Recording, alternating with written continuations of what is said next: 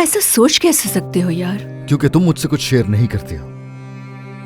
उसने जो कुछ कहा है मैं तो लाजवाब हो गया था वहां पर। तुम्हें देखा मैंने कि तुम कुछ कहोगे, लेकिन तुमने देखना शुरू कर दिया उसे जैसे तुम्हें उस शख्स की हेल्प चाहिए हो। मेरी समझ में नहीं आया कि तुम क्या कर रही थी। शौक में थी इसीलिए। मुझे कुछ भी याद नहीं मैंने क्या किया। ठीक है, तो क्या सोच रही हो? मुझे नहीं मालूम तौकीर, प्लीज इस वक्त मुझे फोर्स नहीं करो।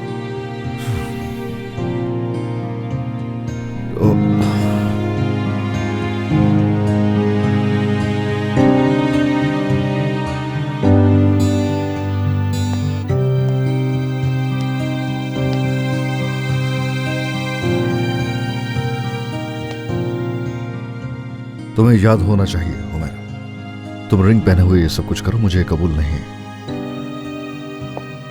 क्या मतलब है कि तुम कबूल नहीं करोगे? तुम्हें कबूल करना ही होगा मुराद। क्या कहा? आप मजाक कर रही हैं अम्मी?